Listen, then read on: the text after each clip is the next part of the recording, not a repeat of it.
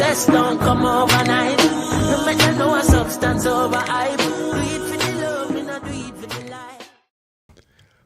What's good? Welcome to another episode of Keeping It Real. I'm live streaming on Facebook, YouTube, and LinkedIn. Let me get this out here. All right. Oh no. Keeping It Real is your go-to show for personal and professional development, diving deep into fitness, public speaking, networking, and sometimes real estate. I appreciate you joining me today, whether live or on the replay. And if you are watching live today, say hello. This is a live show. Let's get some engagement. Let's connect. This isn't just a show. This is the start of a growing community. Together, we can build a space where like-minded individuals can connect, learn, and grow personally and professionally. What's next in your personal or professional journey? Comment below and let's kick this journey off together. Hello, I'm Jason Harris, and I'm unofficially the fittest commercial real estate professional south of Boston, but maybe not this far south. Also known as Coach FitPro J, your diet-free fat loss specialist. I'm the coach who talks the talk and walks the walk. I've been there, done that, and now I empower real estate professionals and entrepreneurs to take control of their nutrition and fitness without feeling overwhelmed by keeping it simple, keeping it moving, and keeping it real. Welcome to the weekly live broadcast, Keeping It Real. All right, I need to work on that intro video. I just put that together really quick. Well, let's see what we can do in the future. I know I keep talking about it, but got to spend some time on that. Anyhow, today we're starting with From Stagefright to Spotlight, the public speaking segment of the show. After that, the Real Estate Roundup segment. Then we'll get into fitness success, the 4 pillars of achievement. And then we'll finish up with the core 4 of networking segment. Let's get started. All right. From Stagefright to Spotlight, our comprehensive public speaking segment designed to help you master this crucial skill, whether you're speaking to a large audience or just in front of a small group, like at a networking event. This segment of the show will give you the tools you need to shed the stage fright and step confidently into the spotlight. All right, this segment of the show will also have guest appearances from some of my fellow Toastmasters. And if you don't know what Toastmasters is, let me tell you now. Toastmasters International is a nonprofit educational organization that teaches public speaking and leadership skills through a worldwide network of clubs. I belong to Spirited Speakers Club out of Middleborough, Massachusetts, and we currently meet virtually on the 2nd and the 4th Wednesdays of every month. Stay tuned, because at the end of this segment, I'm going to show you how you can actually visit my next virtual Toastmaster meeting. All right. So on today's From Stagefright to Spotlight segment, I have a powerhouse panel joining us, the Fab Four, the leadership team of District 31 in Toastmasters. All right. These leaders are shaping the future of public speaking, leadership, and growth within Toastmasters. We'll dive into their origin stories, get some unexpected insights, and of course, hype up the must-attend event of the year, CLCON 2025, Communication and Leadership Conference. Please stand by while I cue up that video.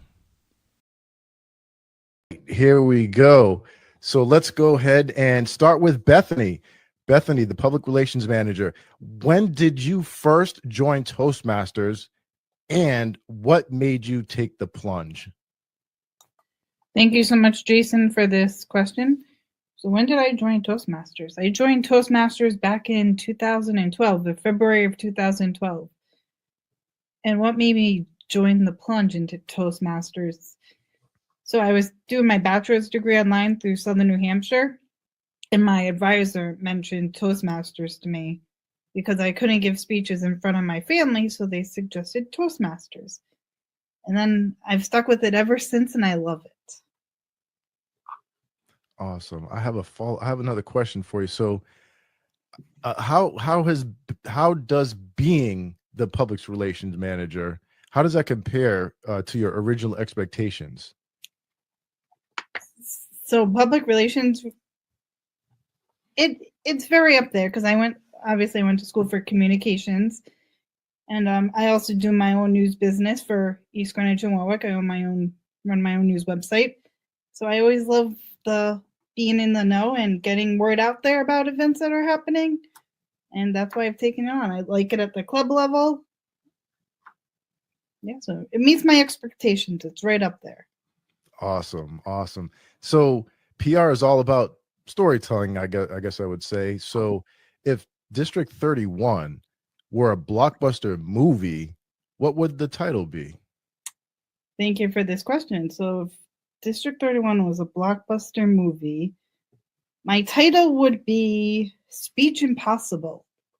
I think that sums up it very nicely. Where we're all practicing to get our nerves out and be better speakers. That would be us for District 31. Speech Impossible. We're all conquering our fears and getting more confidence. It'd be a fun movie. I think we should do that one year. I love that. I love that. Speech Impossible. I mean, people have a very big fear of public speaking. Some would say more so than the fear of death, right? So Speech Impossible. You can find it impossible to speak in front of a crowd when you're clamming up and all nervous and all that. And of course, Toastmasters helps you with that. So thank you for that, Bethany. So Christian, I have a question or some questions for you now. I'd like to know what inspired you to step into the club growth director role. Jason, thanks for that question. Let's step back. What is the club growth director to begin with? The name sounds pretty self-explanatory. You may think this is about recruiting members. It absolutely is about recruiting members and growing clubs, but it's also about retaining members in clubs and recruiting new clubs to the district as well. All of us belong to a Toastmasters club. At some point, that was not a club. It got chartered, it got brought into the district, and that's part of the club growth director role. So to answer your question now, Jason, why did I want to be the club growth director? What inspired me to be the club growth director? There's two things that may not be apparent from the role as to why I wanted to be the club growth director. First of all, which is not specific to this role, is team building.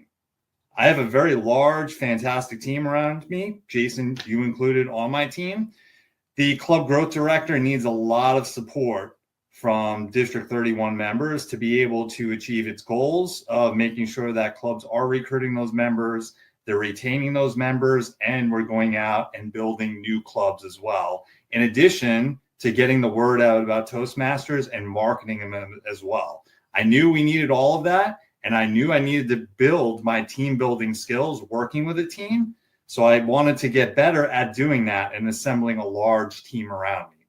Number two, marketing and sales. We may not view ourselves as a business, but our second vice president at Toastmasters International equated us to a business. And that's the way we should be thinking about things. When we are bringing in members, when we're bringing in new clubs, how are we selling our organization? How are we telling you what you're going to get out of Toastmasters? And that's something that I wanted to improve upon as well and build that with my team members around me. So those are the two main reasons I want to step into the club growth director role, Jason. No, that's awesome, Christian. So that just goes to show you that Toastmasters really does its part in building leaders and, instilling leadership skills into individuals. That's awesome. And then I do have another question for you. Do you have a favorite success story of a club that took off under your watch? I don't have one particular club, Jason, but the success of this year, I would say, is our new clubs. We had 5 new clubs come into the district early in the year. And part of new clubs coming into the district, we don't just leave them out on their own. We have mentors for the clubs. These are official Toastmasters mentors that mentor new clubs.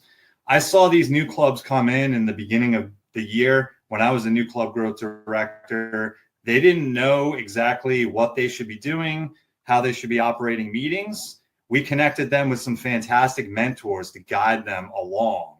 So each of these 5 clubs, I've seen them stabilize now and know how to run a Toastmasters meeting, being able to interface with their mentors, the mentors providing them the information they need. So that, going back to teamwork, that teamwork of the new club, the new officers working with their mentors to establish high quality meetings, that was the success that I would say this year that I got the most gratification out of, not just one particular club, but 5 of the new clubs working with their mentors. Awesome. It sounds like some more team building. Lots of team building, Jason. That's really one of does. those skills. No, that's awesome. Thank you for that, Christian. That was great. So I do have some questions now for Vera, our program director. So Vera, as program quality director, you focus on improving training and education. What's one change you've introduced that's making a big impact? Thank you, Toastmaster Jason. The one big change that we've introduced this clubhouse training is the ability to do case studies. We at Toastmasters like to solve problems, and Toastmaster Christian did a survey with our members, and they identified 3 challenges that we were facing. One was with pathways, one was with member retention, one was with membership growth, and we created some cases using AI, using Gemini, and we gave those cases to our members. They worked as groups. They used flip charts, creating the presentations. It worked wonders. Then we did something virtually as well, and that worked wonders. So that case study is something which we're going to take forward years to come, but that is one thing that we've introduced this year. Toastmaster Jason. No, that's awesome. So case studies, but not only that, I heard the use of AI, which is something new that we're all that everybody's delving into and trying out. So that's interesting, using AI and Toastmasters for that aspect. That's great. All right, so I have another question for you, Vera. If you had to convince someone to join Toastmasters using only emojis, which ones would you pick? That's a wonderful one, Toastmaster Jason. The emoji with the graduation hat, I would use that. Every speech that we give, every leadership opportunity that we take on is a graduation to the next level. And at Toastmasters, you're given certificates. Once you finish level 1, level 2, you're given certificates which you can share with your managers, with your family. But everything that you do at Toastmasters is a graduation, and hence the emoji with a graduation hat rightly sums up for Toastmasters. Toastmaster Jason. No, that's awesome, Vera. That's a great depiction of just growth in general, and that's what we're all here for is growth, personal and professional. Awesome. So, all right, thank you, Vera. Jen, I have some questions for you now. I mean, you're at the helm as district director. What's been the most rewarding, or funniest challenge you've faced leading District 31? That's a wonderful question, Jason. I think the most rewarding or challenge that I've been dealing with this whole year is getting people to get back out in person. We're coming out of COVID within the last year and a half. I recognize that people are still very comfortable in their 2x5 or 2x4 box, however you look at it, that is virtual. My goal for this year is one thing and one thing only: to get back out there, get the members of the district that are within our geography to get back out there. I've been having a slogan out there. It's D31's back, all right. There is a dance with it. But I've been enjoying to do that song and dance, getting out there. But most important of all, meeting the members, getting there face to face with the members, because we've been in these boxes and a lot of the members don't know each other, even though we're talking within the boxes. But unless you go to a club officer training, maybe you talk to your neighbor in your breakout room, you're not going to really know these members. But you get back in person, you get to talk to people, I get to meet people. The funniest thing is, I was at an area contest last week. I said, hey, how's it going? What's your name? They said, blah, blah, blah. Are you Caroline? Caroline's our area director. No, I'm not Caroline. I'm your district director, Jen Tam. Nice to meet you. I had a few people say that to me last week. They go, oh, sorry, apologies. Don't get out in the district much. I would say that was the funny story that I had from last week, but also our challenge of trying to get members back out into the district. Well, yeah, talk about a challenge, right? I mean, I'm in commercial real estate, and in the United States, I think New York is the first as far as office space, people going back to work in the office, and New York is like the first to there. Everybody's back in the office pretty much there, and Boston over here, we're like the last as far as people getting back into work and working inside the offices. So, I mean, hey, don't feel too bad about the challenge. It's the whole state here. So, but I do have another question for you, Jen. If District 31 were a superhero team, what would your team name be, and what's your superpower? I think if we were a superhero team, we would be team building confidence. We build confidence as a team in terms of public speaking and becoming better leaders. I understand that's the tagline of Toastmasters International, becoming better leaders, and pretty much Toastmasters is all about being public speakers. But I think building that confidence of public speaking is really fruitful here in District 31. We're all a team. I see it. We build that camaraderie amongst each other, but because we put ourselves out forward and are always constantly speaking and practicing, we're building that confidence here in District 31. And I see that because, especially now that we're going back in person, I see a lot of people have that confidence of talking to people in person, going up and saying, hey, how are you doing? What's your name? Talking to that person in person, because I've been talking to people on the virtual stage for a while now in these past few years, and everyone's, well, I'm not going to talk to my neighbor. It's very odd to talk to that box that's to my left or to my right. But we're building confidence. So team confidence. And what's my superpower? I would say my superpower is potentially being able to just talk with the people, relatability, relating to members, because I was once there when I was that member where I first started Toastmasters. I didn't even think I was going to last 1 year. Lo and behold, I lasted more than 1 year. I didn't even think I was going to be an officer. I was at a conference once and I said, oh, I don't want his job.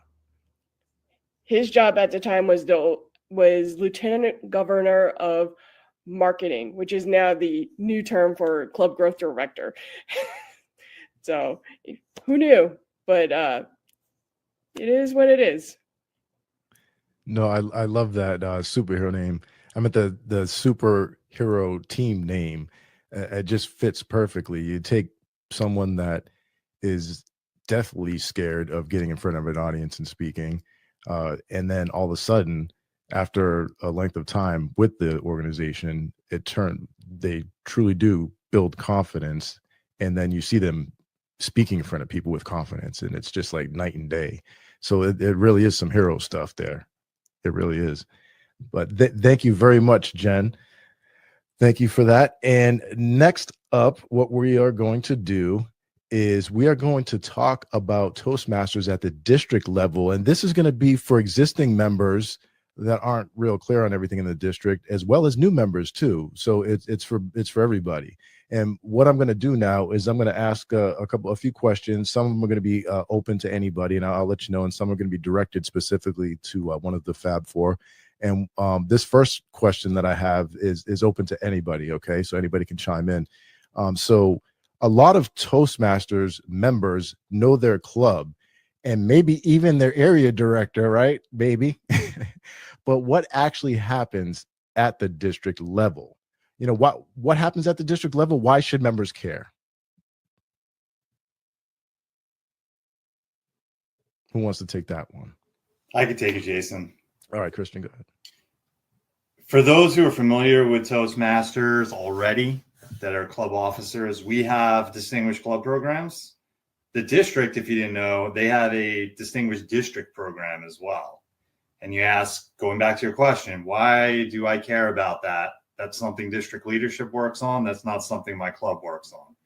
Well, in fact, your club is indirectly working on the district success plan.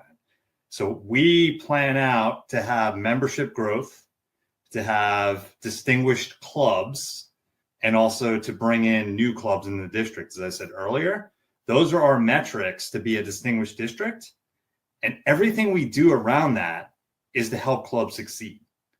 So we plan out incentives, we plan out events, we plan out area director visits to interface with clubs so that we can become a distinguished district. But in becoming a distinguished district, it all starts at the club level. If the clubs are not succeeding, the district is not succeeding, and vice versa. If the district is not succeeding, the clubs are not succeeding. So everything we're doing at the district level, it all goes down to the clubs, helps create quality club meetings, helps clubs recruit members, and helps members achieve their educational goals. No, some very important stuff then, as far as what goes on in the district. What does anybody have anything else to chime in as far as what actually happens at the district level and why members should actually care? Just an additional point, Toastmaster Jason. I think the district is there to help clubs. As our slogan, as our mission is, we build new clubs and help all clubs achieve excellence. So we are here to provide any help that club need to become an excellent club. You may ask me, Veera, what is excellence? I would say it is a commitment to completion. Commitment to completion of what? I would say the club success plan. Each club has a club success plan that they have to achieve, and we are here to help those clubs achieve their club success plan. And if there is an organization that wants to build a new club, we are here to help them with whatever it takes to build a new club. If a club is facing some challenges, we are again here to provide them a coach that can help the club. So the district is here to help each and every club to achieve excellence. Awesome. Okay, so it looks like a lot of what the district does is support at the club level, so that at the club level you have quality meetings going on. You get quality meetings going on. Guess what? Everybody grows a bit better, right? Does anybody else have anything to say about anything else that happens at the district level and why members should care? Yeah, I can chime in. All right, Jen. So you have here with us the Fab Four, right? The Fab Four, you can look at it as we're also officers of a club, but on the district level. So for me, I'm the district director. You can equate me to the club president. Vera is the vice president of education, Christian, the vice president of membership, and Bethany, the vice president of PR. And as we're talking about, we're here to help you, right? So we're here to help, but we all have areas of focus based on our position in the Fab Four in terms of helping you, the club, and the members at a district standpoint. So for Bethany, it is helping clubs with their public relations items.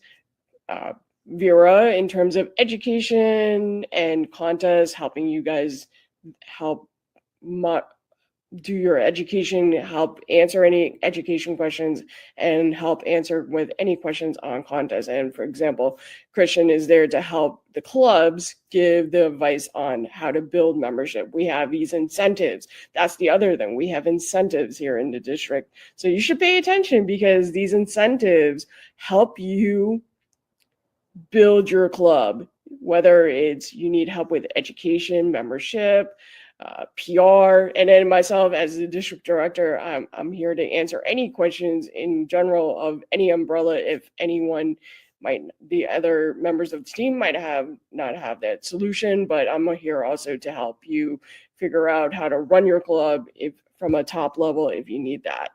And I think the other thing is, talking about the incentives. We have incentives to help you, and hopefully incentives to motivate people. Our most recent incentive that we have going out there is pizza parties. Pizza parties. Who doesn't love pizza? There might be some people out there that don't like pizza, but deep down, everyone loves pizza. And you can't win. You can't have every. No one can say no to pizza. Right? That's all I gotta say. It's like saying you don't like peanut butter. I'm sorry if you don't like peanut butter, but So, Jen, that thank you for that, because I have never heard the Fab Four as like a club, looking at the structure like as the club is, like you club president. Like, I never looked at it like that, so I appreciate that. Thank you for that. All right, so Bethany, do you have anything that you'd like to say on the subject of what actually happens at the district level that members, why should they actually care? So I was just going to say too that we have resources here. Like Jen said, we all have our focus of areas, so we can all help you as well. And never be afraid to ask questions. We're here to help and support you. Yeah, that's that common theme. Thank you, Bethany. It's the whole support. So if you're at the club level and you see your club struggling, and I'm talking to members, existing members, right? Then just mention them, hey, the district's here to help, ask for help. That's all. All right. So I have another question here that's open to everybody. If someone is happy in their club, why should they pay attention to what the district is doing? What's in it for them? Who wants to take that one? So I think, like Jen said, we have the incentives out there as well to help them as well. And they can bring that back to their club too, so they can let their clubs know what's going on, what's happening. No, that's great. That's great. So if someone is happy in their club, I think pizza would make them a lot happier, wouldn't you? I think so. Does anybody else have anything to say about why members should pay attention if they're happy in their club? Like what's happening at the district level? What's in it for them? Yeah, so outside of pizza. I can say more. I mean, we have events outside of the clubs, right? We have club officer training that we're trying to do more in person of contest season right now. So we have area contests. In a few weeks, we're going to move into division contests. And these are all in person. They should pay attention to the district because they can then find out more about the events outside their club. Hopefully, if they're motivated and they're happy about their club, but they want to take it to the next step, they come to these events, they get to meet other Toastmasters outside of their club, get to mingle and form that camaraderie with these members outside of their club and form that friendship. Bring that energy back to their club, because not only is there energy, I say energy, but then there's also you're exchanging thoughts, right? Thoughts of things that are for improvement, things that their club might be doing well, but your club might not be doing, and you can bring it back. Bring that energy, thought, positive ideas back to your club as a result of paying attention, coming to our in-person events, and you can be even more happier at your club once you bring these better ideas to your club. No, that's awesome, Jen. I mean, you did bring up something that I was going to potentially bring up, but networking, right? Why, if you're happy at your club, why should you pay attention what the district is doing? What's in it for them? Well, networking, relationships, right? Like you were talking, Jen, in person, events, you get to that camaraderie, like you were talking about. You get to network with people, and there's nothing like that in person. So you can't really do that just inside the club. You already did it inside the club. You're happy. You want to do it outside the club. Christian or Vera, do you have anything to say about if someone is happy in their club, why should they pay attention to what the district is doing? What's in it for them? Sure, I could take that. All right. Touched on a lot of great topics already. What I was going to say is what Jen said already, education. We all come to our Toastmasters meetings to grow as speakers, to grow as leaders. That's why we join Toastmasters. District provides that as well. I'm not going to touch on that, Jen, club officer training. The other things that I think are not as well publicized about participating in the district. First of all, if you are interested in becoming a distinguished Toastmaster, which is the highest level of distinction and award you can get in Toastmasters besides the Golden Gavel, you participate in activities outside of your club.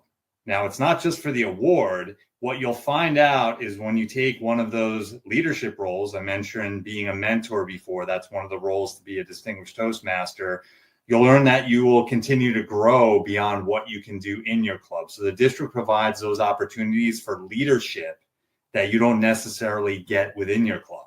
Secondly, if you want to take on a district leadership role, similar to what Jen said, we are equivalent to 4 officers in a club.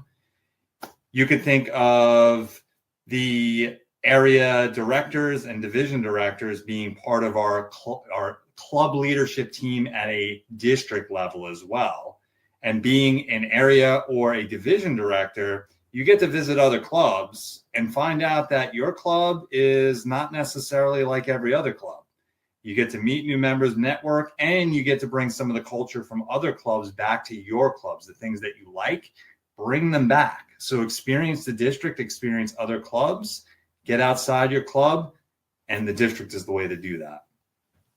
No, thank you for that, Christian. That clarifies it even more.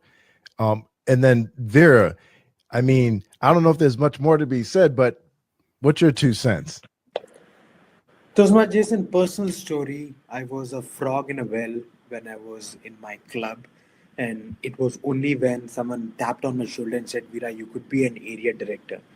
Once I was an area director, I was exposed to different kind of trainings, different kind of experiences. And at Toastmasters, it's all about experiential learning. And that taught me that there's so much more to a leadership. After area director, I became a division director. And now I'm part of the Fab Four. As part of the Fab Four, you get to go to the international convention, meet members and leaders across the world, and you will be so humble when you meet them, when you learn with them. But it's a humbling experience, Toastmaster Jason. As you get more towards international and serving at international level, you become a humbler leader, more empathetic leader. That was the experience that I had, Toastmaster Jason. No, thank you very much for sharing that. You inspired me even more to get up to your level, and I'm going there. I'm getting there. I'm excited. So, no, thank you for that, Vera. All right, I have a question specifically for Bethany. Okay, Bethany, PR is all about getting the word out. What's one myth about Toastmasters that you wish you could erase from everyone's mind? Thank you, Jason, for this question. So one myth about Toastmasters that I wish I could erase from everyone's mind is that you don't have to be an expertise in whatever role you are doing, especially like for my home club. For example, I have new members that are stepping up to be officers in our club, and I know they don't have the expertise on it, but they can learn it, and they can do their own way of the role too. And I always tell them to have fun with it. It's their year. They can do what they want with it. I'm here to support them as their president for Rhode Island Active Toastmasters. And I have great leaders that are stepping up. So never think you can't do it. Always believe in yourself too, I tell them. I love that. And that me and Bethany are in one of the same clubs, right? And believe in yourself is our motto for this year, believe it or not. And that's awesome. Thank you for that, Bethany. I do have a follow-up question for you though, Bethany. What's one public speaking bad habit that secretly drives you nuts when you hear it? My bad public speaking habit that secretly drives me nuts. And I'm guilty of this too, I will admit it. When people say, you know, I feel like that I always that's one of my crutch words that I say in my speech. I know I said it last night during one of my speeches, and I got called out for it. And then I also said, as you know, too. So when people say those, I got to get rid of saying that word. You know. Yeah. I'll be looking out for that in our next meeting on March 12th then. Perfect. No. Yeah. Thank you, Bethany. I do have a question now for Christian.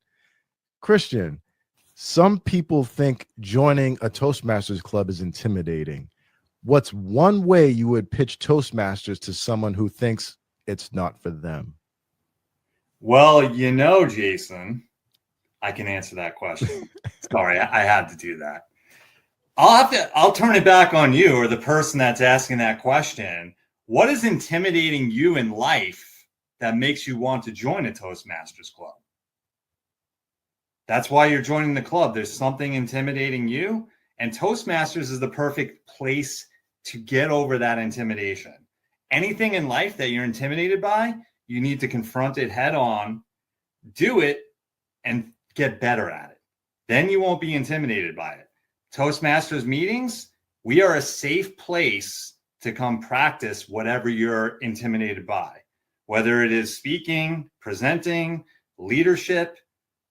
We practice all of that in our Toastmasters club. So there's absolutely no reason to feel that you can't practice these skills, even if they're a little intimidating. All the members around you are in the same circumstances. There's something that's intimidating them that they want to get over, and they are going to support you in getting over that thing that you are uncomfortable with. Facts. So if joining a Toastmasters club is in fact intimidating, that's the reason why you should join, is what you're saying. That's awesome, Christian. Thank you for that. Thank you for that. All right, moving on, keeping it moving. I have some questions about CLCON 2025, and we're going to start with Vera with this one. So, let me switch it. All right, Vera, you've been a driving force behind training and events. What's going to make this year's Communication and Leadership Conference the one people can't afford to miss? Toastmaster Jason, I call myself a combination of Steve Jobs and George Clooney. If you think about it, Toastmaster Jason, if you burn Steve Jobs, you cannot do, but George Clooney and myself, we'll all be reduced to the same ash. What differentiates between Vera, Steve Jobs, and George Clooney? It could be the physical attributes, but there is something beyond physical attributes. And that is the theme of our conference, the power of you. Not the power the physical can define, but there's some power which is equal to everyone. And that power can be envisioned through a process called persistent imagination. And that is the theme of our conference. We're going to train our members, our delegates, on how can you persist with one imagination. If we keep imagining that, Toastmaster Jason, that becomes reality. 4 years ago, I thought one day I would be a program quality director, and today I am. 4 years ago, Toastmaster Jen had an idea that she wanted to be a district director, and today she is. Maybe 6 months ago, 1 year ago, you had an image of this talk show, and today it is a reality. So what I want to tell everyone is, what happens in our life was an image that we've created maybe a year ago, maybe 10 years ago, maybe 20 years ago. Then what is in your future should be in your imagination right now. And that is in your heart of hearts, in your inner consciousness. And that is why we want you to come attend CLCON 25 to persist with your imagination and achieve anything and everything in your life. Back to you, Toastmasters. Thank you, Vera. That was an awesome answer. I live my life by that. All right. So what you just said was just invaluable in itself. So imagine going to the conference and actually experiencing this. I mean, you really can't afford to miss it. It's something you're going to use the rest of your life. I have a question for Jen now. Jen, if you could describe CLCON 2025 in 3 words, okay? But one of them must be a food item. What would they be? 3 words: educational, reunion, cake. You might ask, why those 3 words? There's a lot of words I can use to describe CLCON 25. I'm going to use educational because we're going to have many education sessions From what I understand, this year is the first one in many years where we're going to have multiple education sessions offered up at the same time. We did that probably back when I started back in Toastmasters, but from what I understand, we're going to be doing that again this year. Give the members the choice of what you want. Reunion. I heard someone say this is the reunion of your friends in the district, and I agree. It definitely is. It's a reunion. If you have not seen your friends in the district all year, you come back, you see them, and you reunite, sit at the same table at them, to have that conversation, you catch up, see what they've been doing, maybe exchange some ideas on things that are working for your club and their club, things that aren't working, have that collaborative idea on how to make things improve for your club so you can bring it back. Cake. I had a past conference chair say, I'm going to eat cake first because cake is awesome. We're going to have cake at the conference. Unfortunately for them, they couldn't make it to the conference last minute that year. But on their behalf, I will say I had cake first, and I don't regret it. I don't regret it. The cake was awesome. And we're going to have cake again this year, from what I understand, maybe. So I would say cake is my last one. There's many other words I can use to describe CLCON 25, but those are the first three that come to my mind. That was an awesome answer. Thank you. Expected from the district director. I'm just saying, thank you, Jen. Appreciate that. I do have a question now that is an open question for anybody to chime in and answer. Can you tease a little of what's in store for CLCON 2025? And I'm talking like speakers, workshops, any surprises? Who wants to take that?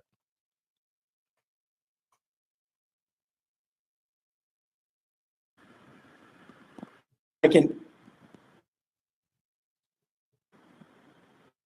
can take that, Toastmaster Jason. World champion of public speaking, Craig Valentine, is coming to District 31 to train us about storytelling, to train us about persistent imagination. You would not want to miss that. Dr. Farzana Chauhan, board member for Toastmasters International, will be at CLCON to talk about personal growth, career growth. She's an entrepreneur herself.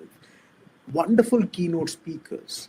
Along with it, as Toastmaster Jen said, diverse educational sessions that you can practice multiple times with multiple educational sessions, but skills and tools that are transferable to your professional life, personal life, you will learn at CLCON.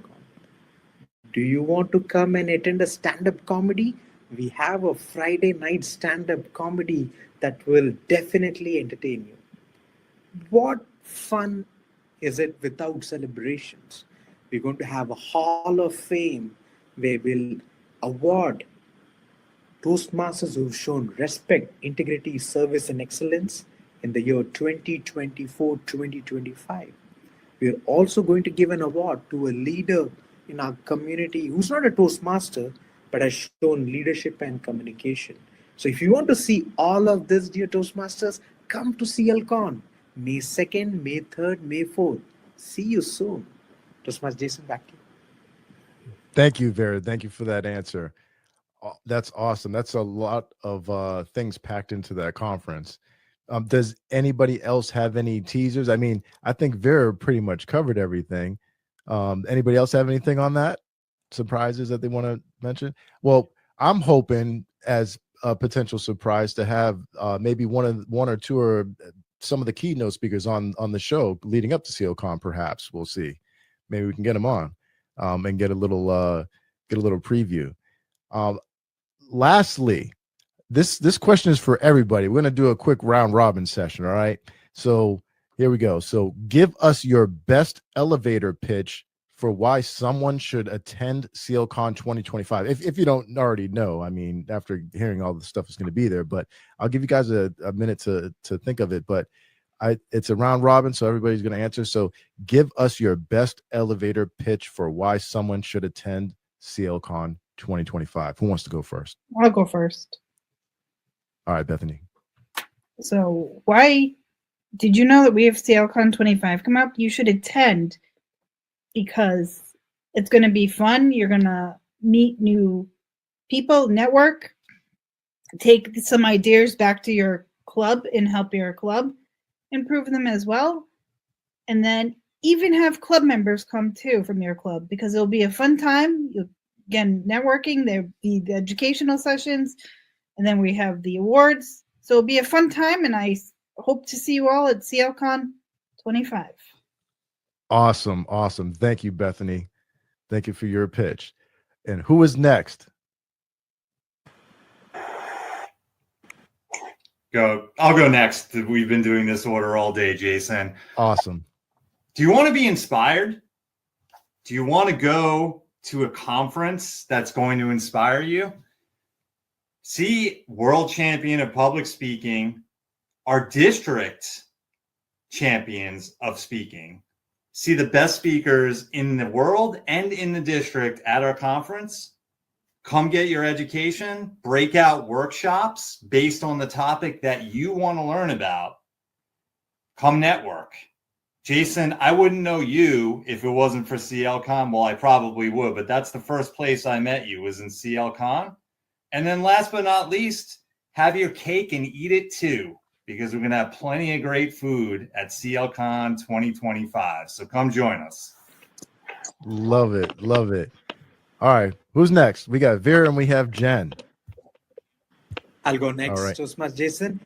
Elevate your skills and network with world-class experts. CLCON 25 offers you an unparalleled opportunity to learn from two phenomenal keynote speakers, Craig Valentine and Dr. Farzana Chauhan, and to participate in numerous enriching educational sessions combined with the chance to network with your fellow Toastmasters, celebrate Hall of Fame inductions, and witness the prestigious Leadership and Communication Award presentations.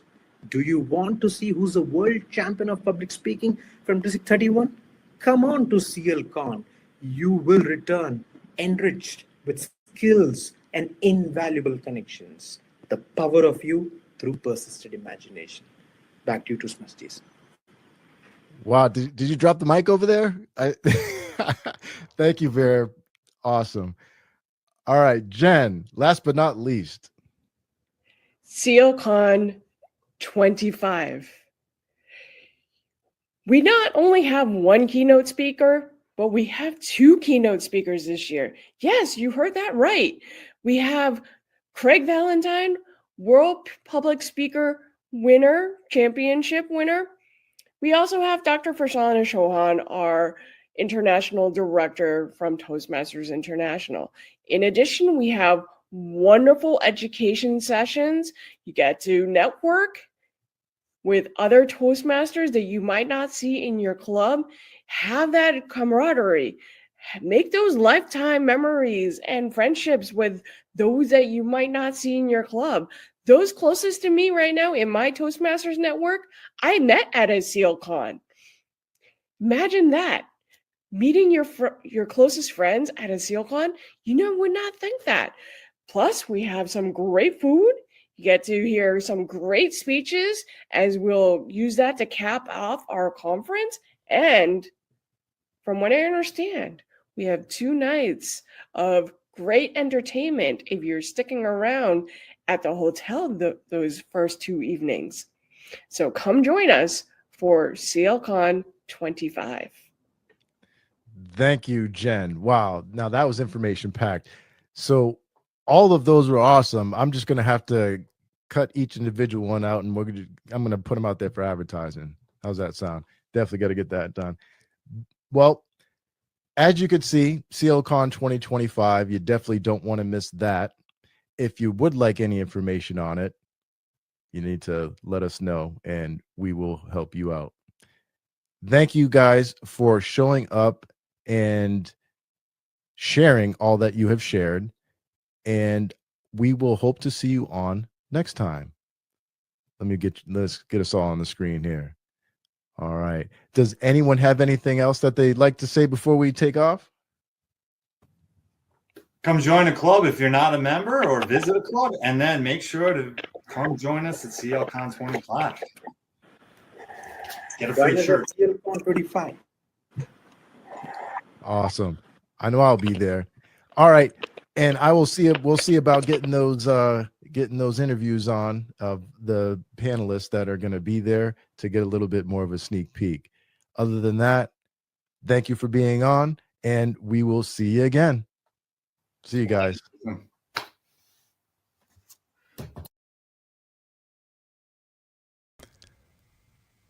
All right. That was an absolute masterclass in leadership, growth, and let's be honest, some pretty fun twists along the way too. A huge thank you to the Fab Four of District 31 for sharing their journeys and dropping some serious knowledge. If today's conversation sparked your curiosity, take the next step. Get involved in Toastmasters. Connect with your district and don't miss out Communication and Leadership Conference 2025. Let me put some information up there on the screen for you. All right, it takes place at the Westin Waltham Boston Hotel on May 2nd, 3rd, and 4th. Scan the QR code right up there on the screen. Take a screenshot or what have you, or scan it for more information. And to get your ticket as well. I'll see you there. All right. If you need that info again, just rewind. All right. Speaking of taking the next step, my next virtual Toastmaster meeting is coming up. The next meeting will be this Wednesday, April 23rd from 7 to 8:30 p.m. Eastern Standard Time. If you want to experience a virtual meeting and see what it's all about, comment Spirited and I'll share the link with you. Don't miss out. Again, comment Spirited and I'll share the meeting link with you. Remember, this coming Wednesday, the 23rd. When you log into the meeting, don't be scared and feel free to sit back and observe from the sidelines. We'll make you feel welcome, but participation is optional. No pressure, just relax and enjoy the experience. Hope to see you there. All right, next up. Next up is the Real Estate Roundup. The Real Estate Roundup segment is what keeps you updated on the latest in the real estate world. Whether you're interested in residential or commercial, this segment's got you covered. Guest experts on from time to time to share insights and discuss the subjects that you want to hear about.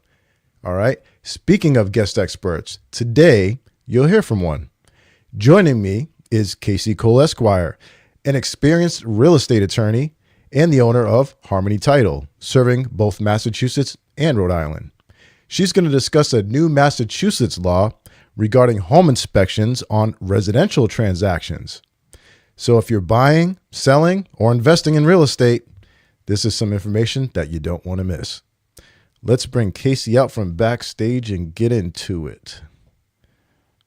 All right, let me fix this real quick, Casey, if you don't mind. Okay, that's better. All right, Casey, how you doing this evening? I'm doing great. How are you doing? Awesome. So would you please introduce yourself to the audience? Sure. So like Jason said, I'm Casey Cole. I am an attorney at Harmony Title. I'm a real estate lawyer in Massachusetts and Rhode Island, primarily residential real estate. All right. Thanks, Casey. So you came on to tell us about a new law that's happening in the residential world. Why don't you go ahead and let us know about that? Yeah. So I want to talk a little bit about, it's called the Affordable Homes Act, and it actually was signed into law in August of 2024. It was kind of like a sweeping legislation. It was aimed at easing housing costs and expanding access to affordable housing in Massachusetts. There's like 50 different policy initiatives contained in it, some of them regarding accessory dwelling units or ADUs, which I know has been kind of a hot topic lately. And first-time home buyer programs, there's a whole lot in there. But what I thought I would talk about tonight is something that might be important for your audience of real estate agents, specifically residential real estate agents, to know about, and it's regarding a change with regard to home inspections. So it's a new law, and it says basically it's prohibiting sellers from pressuring buyers to waive their right to a home inspection. So it says the Executive Office of Housing and Livable Communities shall develop regulations to ensure that no seller will condition the acceptance of an offer on the buyers waiving their home inspection, and that they will not accept an offer that waives the buyer's right to a home inspection. I'm paraphrasing, obviously, the actual text of the law is very long, but I think it's really important for real estate agents to know. So like I said, it was signed into law in August of 2024, but it's really just directing that Executive Office of Housing and Livable Communities to develop the specific regulations. So at first that was supposed to be done by December of 2024, and it's been extended to June 15th of 2025. So it's coming very soon, assuming that it's not extended again. And so it's going to be a big change to the way that things are done. So the first part, in my opinion, is fairly benign, right? It's saying the seller can't condition the acceptance of an offer on the buyer waiving their right to a home inspection. I'm sorry to interrupt you there. So what you're saying is, if a buyer comes in with an agreement or whatever, with a purchase and sale, and it says, "Oh, I'm waiving the home inspection. I'm not doing home inspections," what happens then with this new law? Yeah, so that's what I was getting to. Like the first part says basically the seller can't condition it on them waiving their inspection. So that would be like the buyer can't put out there, "Oh, we're only accepting offers that waive a home inspection," which isn't really done anyways. But also, let's say a buyer conveyed an offer that didn't mention the home inspection, and the seller came back with a counteroffer saying, "I'll accept it if you waive your home inspection," that would be a violation. But it goes even further to say that the seller cannot accept an offer that waives the home inspection.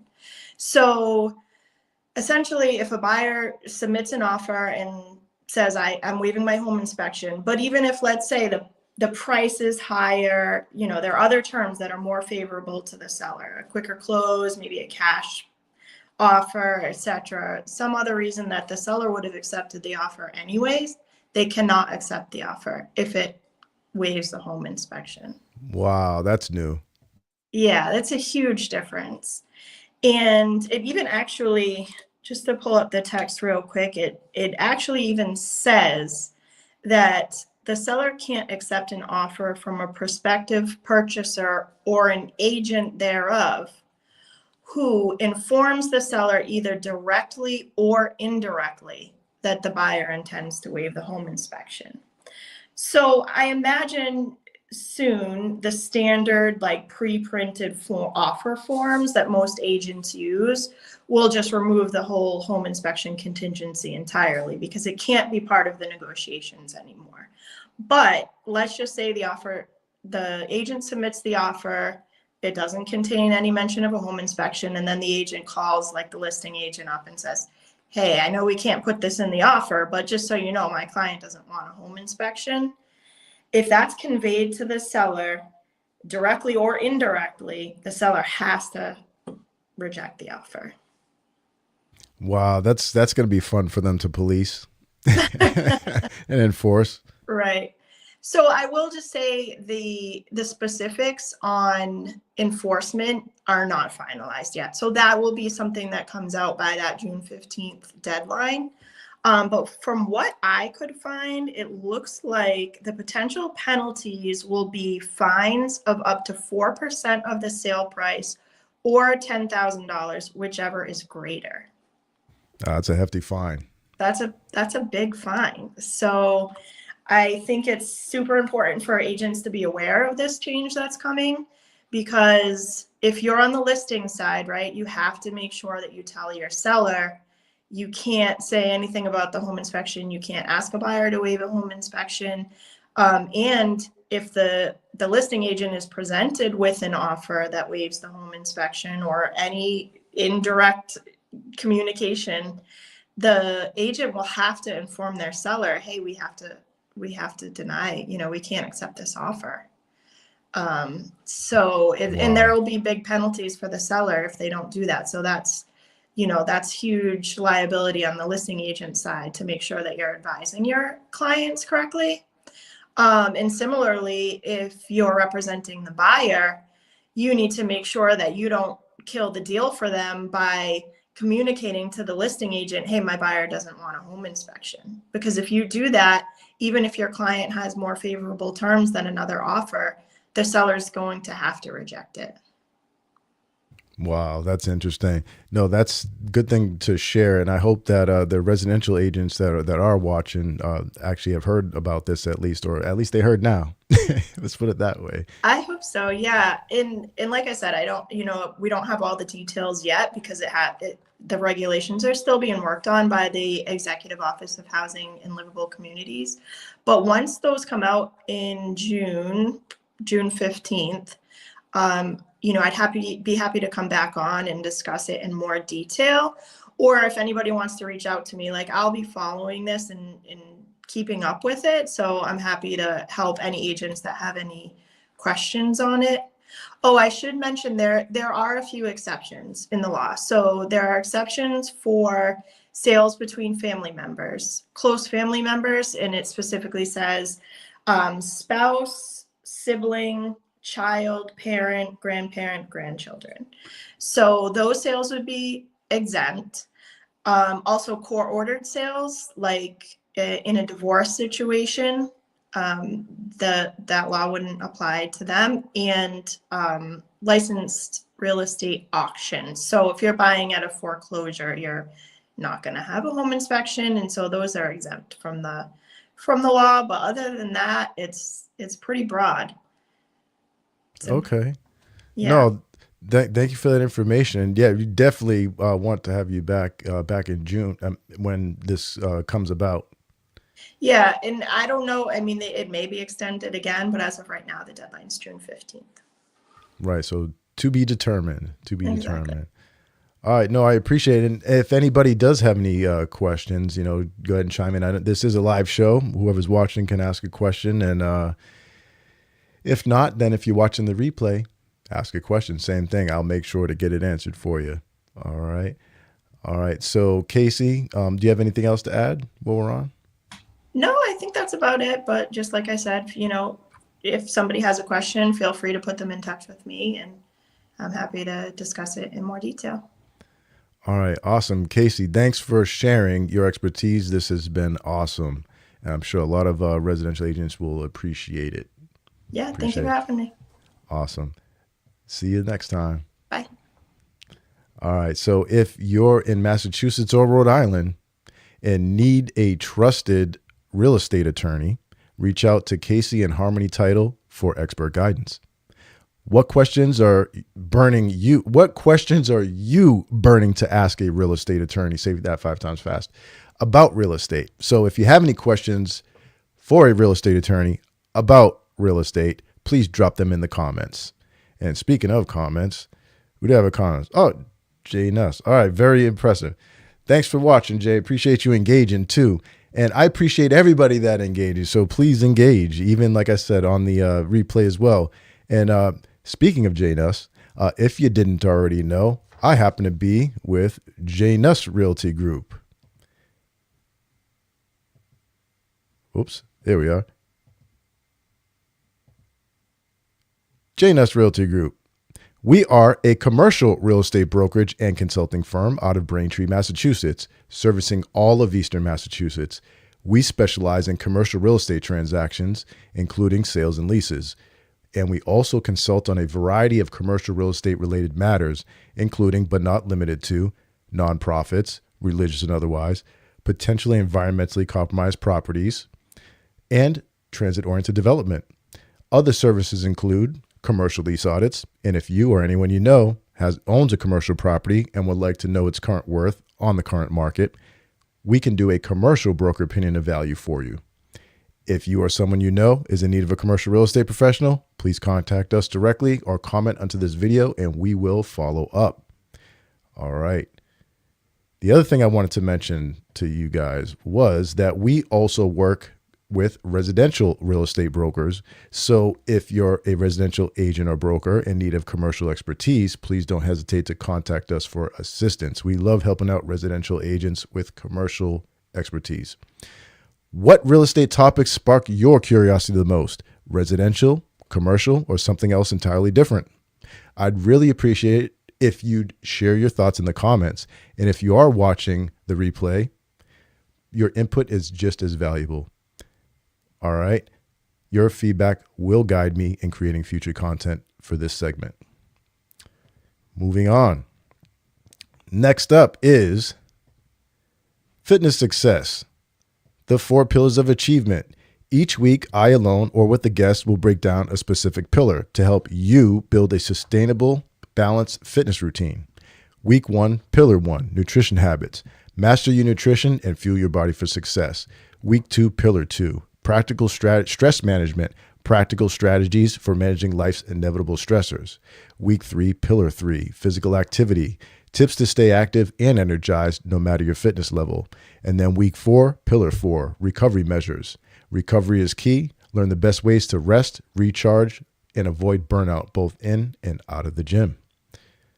All right, so today we're diving into Pillar 3, physical activity. Tips to stay active and energized no matter your fitness level. So today we're dialing in your form because it's not just about moving weight from A to B. It's about intent, control, and getting the most out of every rep. Let's talk smart training, not just harder training. All right. So there's a bunch of things I see people do in the gym and they're just not thinking. Maybe they just don't know. They're unaware, but I'm about to make you aware. All right, so one of the first things, I have 3 things. All right, the first thing, don't just push and pull the weight from A to B. All right, flex it up using the primary muscle you're supposed to be engaging. Slow down each rep and mentally connect to the target muscle you're supposed to be working. Instead of letting momentum do the work, focus on feeling the contraction and stretch of the muscle throughout the entire range of motion. All right, I'll explain this, what I mean by this, using a chest press and a push and a pull, a chest press and a machine row. Not a rowing machine, a machine row with the selectorized weights. All right, so again, the first thing is you don't want to just move the weight from A to B. You want to flex it up with the muscle that you're supposed to be using. So in the case of the chest press, what you want to do is you don't just want to push the weight. You want to flex the weight up, but using your chest. Flex your chest as hard as you can as you push it. All right, that's what I'm talking about. And the reverse on a rowing machine where you're pulling the weight, what you want to do is you don't want to just arbitrarily pull. You want to pull using your shoulder, your back muscles, and pinching your shoulder blades together and pulling through your elbows. So you're flexing the weight back, not just pulling it back. All right, so that's what I mean about don't just move the weight from A to B, flex the weight with the muscle you're supposed to be using. All right. So the second thing I wanted to talk about today with physical activity is slow down and stop letting gravity do the work. During every rep, slow down the return phase. This is where most people just let the weight drop or snap back, essentially letting gravity take over. Instead, control the negative to build more strength and muscle. All right, now I'll explain again using a chest press machine or using the machine row. All right, so say you're pushing, all right, you push the weight, and just like the first one I said, you want to flex the weight. You don't want to push it. You want to flex the weight up, right? So you're flexing in the case of the chest press, you're flexing the weight up with your chest. Once you do that, on the way back down, when you're lowering the weight, control the weight with your muscles. Don't let gravity do the work. Let your muscles do the work. Your muscles are working on the way down too. And in the opposite case of a machine row where you're pulling the weight, after you flex the weight, because you're not pulling the weight, right? You're flexing the weight. So you flex the weight back, pulling your elbows back and bringing your shoulder blades together, flexing your back muscles. Then on the return, slowly let the weight lower. Let your muscles lower the weight. Don't let gravity do the work. Your muscles, again, are working when the weight is being lowered, whether you're pushing or pulling. All right, so that's number 2. Slow down and stop letting gravity do the work. Third one. All right, third one. Now that you know how to perform your reps correctly, be sure you're using a weight that actually challenges you. If you can bang out 12 to 15 reps without breaking a sweat or feeling a serious burn in the muscle you're supposed to be working by the last few reps, the weight's too light. The last 2 to 3 reps should feel tough, but doable with good form. All right. And I'll explain it again using those 2 exercises, the chest press for the push and the machine row for the pull. So for the chest press, we're talking about choosing the correct weight to challenge yourself. The way to do that is when you're flexing the weight up and you're controlling the weight coming, your muscles are using the weight coming back, right? And then you do the next rep and you come back. All right. If you get to 15 and you still got like 3 or 4 in the tank or 5 in the tank, or who knows what, you can keep going, it's too light. What you want to do is a rule of thumb. Say you're doing the chest press, you're flexing the weight up, lowering it back down. When you get to your last repetition, say you're doing 10 repetitions, if you do yourself a favor and pay attention, when you get to the 10th rep or the last rep, you're doing 10 repetitions. When you get to that 10th rep, rate it between a 1 and a 10. All right. 10 would mean that on the 10th repetition, you try to flex the weight up and you just didn't get up. You failed. That would be a 10, or I'd write fail. Okay. With that weight. So I'd lower the weight by at least 5 or 10 pounds, depending on what exercise you're doing. And then what I would do is, if you are supposed to do 10 repetitions and you get to the 10th one and it's difficult, but you think you can maybe do one more, maybe, I would rate that a 10, or 9.5, something like that. If you get 2 left in the tank, I'd rate it an 8 or a 7. You get the point. So give yourself a rating of 1 to 10 when you get to that last repetition. If you're in good form and it's very difficult and you feel like you get one in the tank, do a 9 or a 10. That's all. But the point is to challenge yourself. Stop half-assing it in the gym and full-ass it, is what I'm saying. You don't want to use too light a weight, because then you're not doing anything for yourself. All right? That's the point. So remember, form first, momentum last. Flex with purpose, control every phase, and challenge your muscles like you mean it. This is how you build strength that lasts and results you can see. Until next time, keep it simple, keep it moving, and as always, keep it real. That wraps up today's fitness success segment. Next Monday is week 4, so we'll be discussing Pillar 4 recovery measures. Recovery is key. Learn the best ways to rest, recharge, and avoid burnout both in and out of the gym. Want to join the conversation as a guest or have your questions featured on the next episode? Just drop a comment below. Yes, even if you're watching the replay. Let us know and we'll make it happen. All right. Now let's move on to the final segment of this evening. All right. The final segment of this evening. The core 4 of networking. All right. The core 4 of networking. Networking is an essential skill in both business and personal development. In the core 4 of networking segment, I break down the key practices for building strong, lasting relationships. Do you know what the core 4 of networking are? They're on the screen right here. Oh, wrong way. They're on the screen right here. Can you see them? Can you tell me what they are? You should. Oh, now they're gone. Here's a short clip that'll get you up to speed on the core 4 of networking in case you're not. There you go. Check this out. What's up? I'm here with Al to give you guys another networking tip. We've given you 3 so far, and today we're going to give you a 4th. But before we do, let's recap. What's the first thing they got to do, Al? Show up. You got to be present and accounted for. What's the second thing? Be yourself. You be you, your authentic self, because nobody likes fake people. Not a good look. What's number 3? Pay attention. You got to do some active listening. You got to know what's going on. You don't want to stare into somebody's eyes and nod your head thinking about what you got to say next. Pay attention. And now that the recap's done, I think the fourth one's the most important. What do you think, Al? Oh, yeah. There's no point in doing all three if you don't do the fourth. That's right. So why is the fourth so important now? Because the fortune's in the FU. What do you mean? Fortune's in the follow-up. Ah, that's right. Follow up. Don't have a conversation with somebody, take their business card, and then do nothing. Follow up. Speaking of following up, if you guys would like to hear more networking tips from Al and myself, comment more or yes, please underneath this video. And Al, what are we going to do after they make that comment? Follow up. Haha, that's right. See you guys later.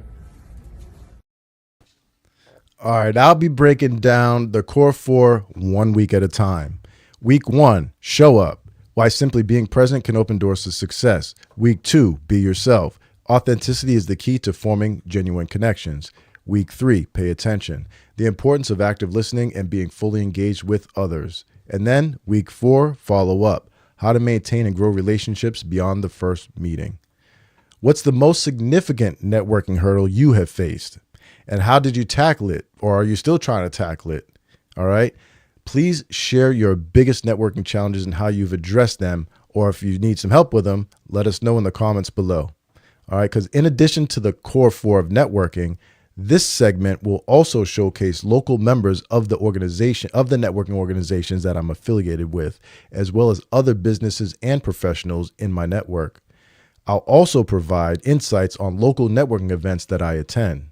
Today, Al and I are going to talk about the number 3 of the core 4 of networking. What's that, you ask? Check out this brief clip because you know I got one for you. Al, how's it going tonight? Good. How you doing? And that's the wrong clip. Here's the right one. What's up? I'm here with Al to share with you guys another networking tip. After you show up, and hopefully you're being yourself, what's the next thing they're going to do, Al? Pay attention. Pay attention. That's right. And how are they going to pay attention? Actively listen. All right, actively listen. Just think of the acronym EAR. You got to use your ear to listen, right? So think engaged, attentive, and responsive. So just show up, be yourself, and pay attention. Al was listening. See you guys next time.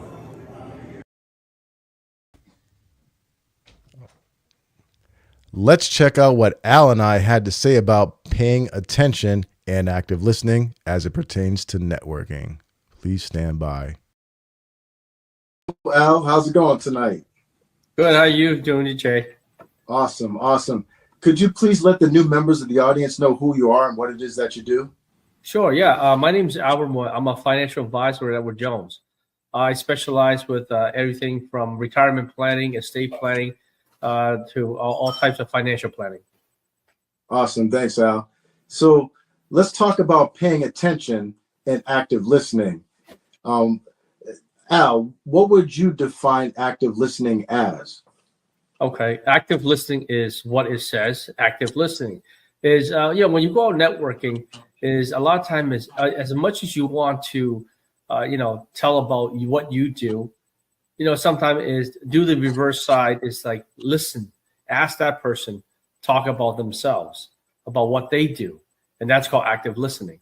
And a lot of times you can just listen to, about, they'll tell you things that you will find clues as to how you can find either something in common or something that, you have that you can talk about other than about your work and to build that relationship. Awesome. So active listening kind of sounds like paying attention. One and the same, huh? Yeah.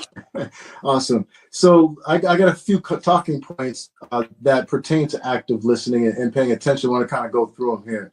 So let's talk about active listening as far as building genuine connections. Active listening shows respect and genuine interest, which builds trust and rapport, right? Right. People remember how you make them feel. Listening intently, it makes them feel valued. You in the audience, has anyone made you feel a certain kind of way at a networking event that you remember? I'm sure you would. Let us know in the comments. Al, what about you? About me? What about you as far as building connections through active listening. Right. Yeah. So a lot of times, and I mean, when I first started out networking, I did what everyone does. I'm here, I call vomiting, telling about everything what I do. Then you see how fast people just walk away from you. Then later on, when you, in order for you to say, well, if I bump into that person again, you know what, I'm going to say, yeah, I remember you. And you had mentioned something about this. That's a lot of time listening to what they say, remembering who they are, what they said, and then the next time you see them at an event, you can remind them. Say, yeah, you're the person who said you enjoy when you go skiing. You like to take your skis off at the top and do this some sort of ritual or whatever before you go down the mountain. I mean, something like that. I say, and the guy goes, how did you know? Yeah, well, we talked about it and so forth. So. And that would make a great impression on someone that, what, you actually listen and you actually remember. No, that's excellent. I can think of a time. I thought of a time where I'm at a networking event and, I'm sitting out, no names or anything, right? I'm sitting down with these people, a table of people, and, these two ladies, they know each other very well, right? And they just know them to know each other very well. And, I'm sitting there with them. And I said something that one of the ladies had said to me like a month or so ago, a month and a half ago, 4 or 6 weeks ago. And when I said it, she's like, oh, wow, she was shocked and surprised that, she remembered. And then her friend that supposedly knew her better than, anyone else didn't even know or didn't even remember. And, people, it makes them, speaking of making people feel a certain kind of way, right? It makes them feel good, makes them feel valued. And that they're being paid attention to. And it's really effective. It's just a kind human being thing to do anyway. Right. I mean, really. So all right, I got a couple more talking points here. So gain deeper insights. By paying attention, you pick up on the subtle cues about their goals, challenges, or their needs, right? These insights can help you identify ways to collaborate or offer value. I know we talked about offering value to people, so active listening can help with that quite a bit. Al, do you have anything to say on the subject of gaining deeper insights by paying attention? Oh yeah, there's a 4-letter word that I tell people to always remember. It's Ford, F-O-R-D. One of the things is this is what you come up to talk about. Instead of you could just talk, say, here's my business and what I do, but then always just think about the next, these 4-letter words that look at it as a topic that you want to talk about. Ford stands for family, occupation, recreation, and dreams. So when you talk about these things, you can not ask someone and say, hey, you know what, how's your family? Do you go vacation with your family? Or say, oh, your job, there's something that you do is interesting. Tell me more, or recreation. What do you do for fun? Like myself, I love cooking. I have a passion for cooking. I can talk about food all day. But then maybe some people say, I enjoy, going fishing. I enjoy just hanging out, playing bowling or something, something recreation, skiing, hunting or what have you. So, and then, dreams can be like, what are some of the dreams that you might want to think of, that you wish to do? These are just different topics that people are open to talk about rather than listening to me talk about my business. No, that's awesome. It gives me a replacement for Fix or Repair Daily that I've heard. Right. All right. So family, occupation, recreation, and then dreams. Right. See, I was paying attention. See what I did there? So yeah. That's interesting. So what I find with that too is by using that, you can get a lot of information from somebody, right? People like to talk about themselves. It's just the way we are, right? So you can get a lot of sub information off just like family, just by itself. Just you could pick up so many different nuggets of information about somebody asking those. So that's an awesome strategy there. So Ford, all right. So by the way, audience, and we're talking about paying attention, one of the core 4 of networking. This is the third one that we're going over now. and we're just kind of talking about what it is, and we're giving you a peek into some of the strategies and things you can do to enhance and grow, because this is keeping it real, right? It's, you know, personal and professional development, and one of it is through networking. That's what we're talking about here. So this third one, pay attention. You know, we're giving you kind of an overview and some little some strategy, but in the subsequent weeks ahead, as we go through the weeks, we're going to get more in depth into the different core of the core four, like show up. We're going to talk specifically about showing up, a specific thing about it. And then in week 2, we're going to talk about, you know, being your authentic self and strategies on how you can do that, or how you can grow as a business person or career person, an individual, professional in those areas. So I just wanted to, you know, tell you that now. We're just going over like maybe a 50,000 square foot view, and we're going to go in and talk about more specifics on strategies and how that you can employ and grow personally and professionally. So anyhow, let me get back to these talking points. We have 2 more here. The next one is avoid miscommunication. All right. Careful listening. It ensures that you fully understand the other person's message, reducing the risk of embarrassing misunderstandings, right? Or even missed opportunities. You know, I wonder how many people miss out on opportunities because they're hearing the person, but they're just not listening. You know, what do you do in the audience? What do you do? Do you pay attention, you know, to others when they're having a conversation with you at a networking event? You know, or do you just kind of shake your head, you know, up and down, smiling until your face hurts? You know, what is it that you do? You know, drop a comment. Let us know if you do actually, you know, listen or pay attention. Al, what's your take? What's your take on avoiding miscommunication through active listening? Right. So a lot of time is when you're at networking, you're here to build a relationship. You're not here to solve a problem. You're not here to pretty much, you know, do where you're there to start doing your business right away, right at networking.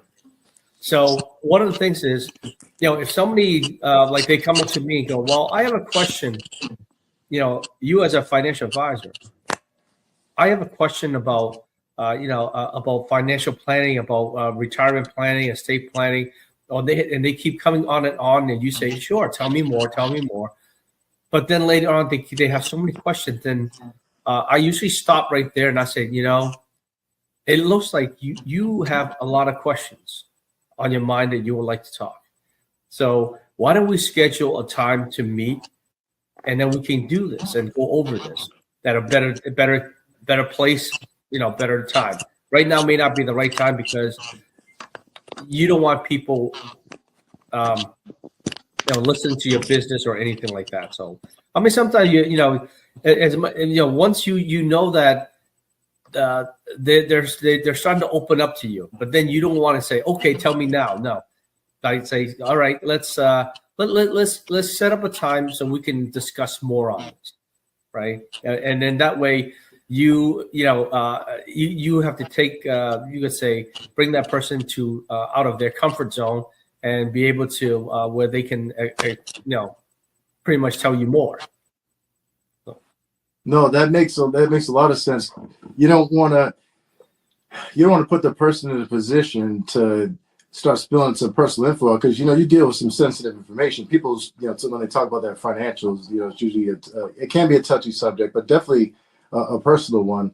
And to have them sit down in front of you where you can actually fully engage in focusing and take actual notes, so that you don't miss anything. You're really doing them a service for doing that, for kind of stopping them and making that appointment.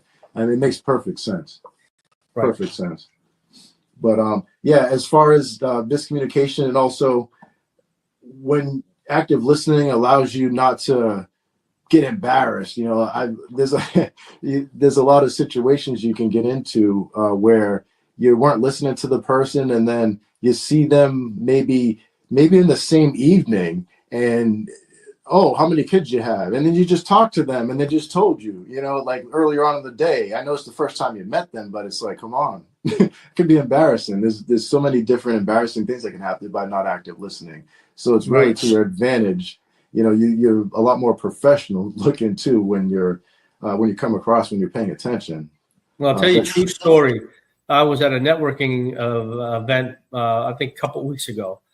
I was there. I met this guy a few times, but then either, he was there and said, "Hey, you know what? Hey, nice to see you." He said, "Hey, thanks for the gift." I said, and then in my mind, I'm like, "What gift?" And he said, Right. "Yeah, my wife loved the earrings." I went, "Okay," and I said, "Yeah, okay, great, yeah." Well, I didn't say anything else. I was like, "All right, you must have mistaken me," but because there were other people that was around him, that I we were surrounded networking. People like they gather in groups, and you're saying hello, and this guy's telling you this. So I don't want to be there and say you got the wrong guy or something, So I didn't say anything, but I just nodded my head and went, "Okay, great, you're welcome," whatever, and just moved on, because otherwise. Yeah, sometimes you have to look at the situation. If I had told him, say, you got the wrong person, are you all right? And then that could be a humiliation with him and his friends that was there, Yeah, you saved them because you're a gentleman. Right. No, that's awesome. Yeah. All right, so I have one more talking point for us tonight, and it's, I think, a really important one to active listening. So it builds referrals and relationships, which is the biggest thing we're doing here, networking, right?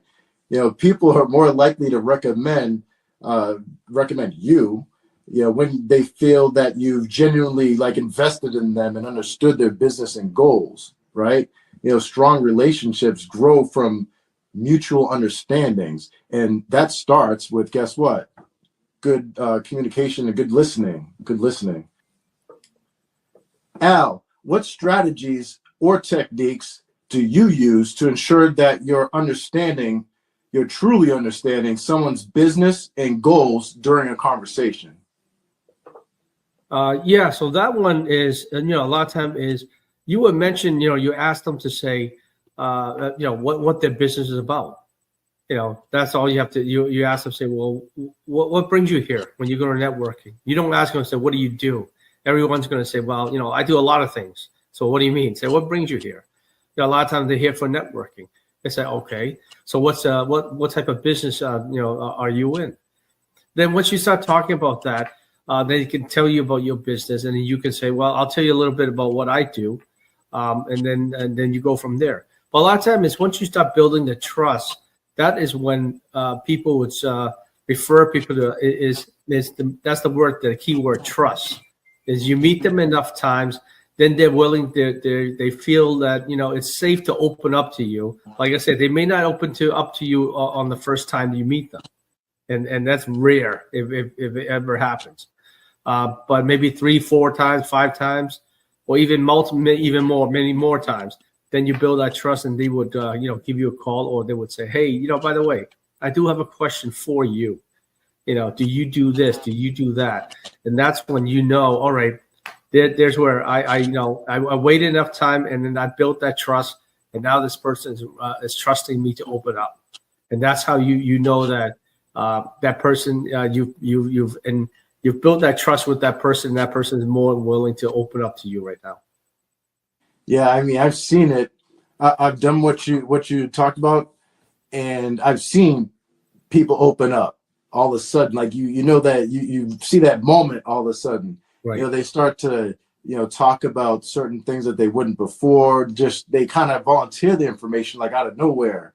That sort of thing. You can tell that people start to feel comfortable and whatnot, and it's an awesome thing. It's a mutual feeling. It's great.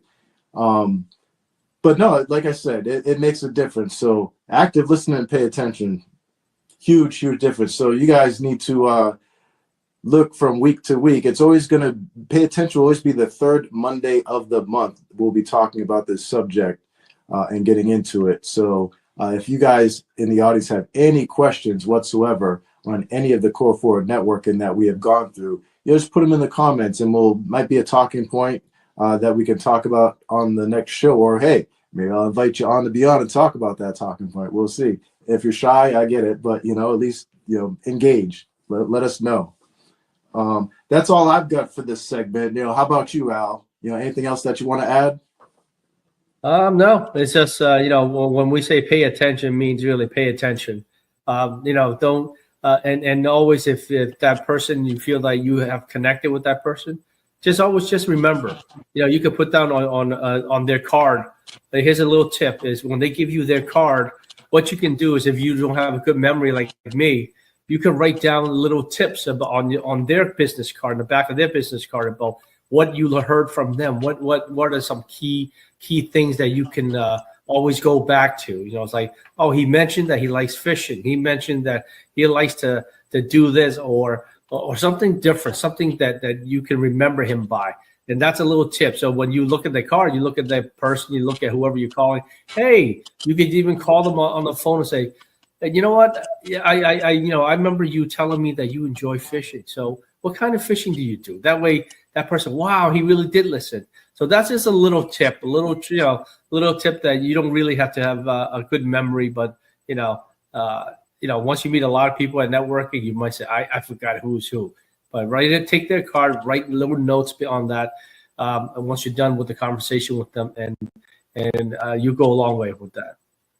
See, that's what I'm talking about, Al. We're going to be giving all these nuggets out about these core 4 networking. I'm going to hold back on the nugget that you just kind of had. I'll wait till the next, one of the next ones for it. There'll be plenty, right? So, right. Speaking of others, next Monday is going to be week 4. So we'll be talking about following up, how to maintain and grow relationships beyond the first meeting. All right. So again, if you'd like to be a guest on the show, discuss your story, topic, or whatever, just all you got to do is engage and comment, and I'm going to follow up with you. Oh, we got to talk about that next week. So right. I'd be happy to have you on the show. Al, what's the best way for someone in the audience to get in contact with you? Sure. They can either call my office at 508-697-5389 or contact me through email at albert.moy, that's MUI, @edwardjones.com. Awesome. Thanks for joining me tonight, Al. And look for Al again on future episodes. I appreciate you, Al. Thank you. Good night. Good night.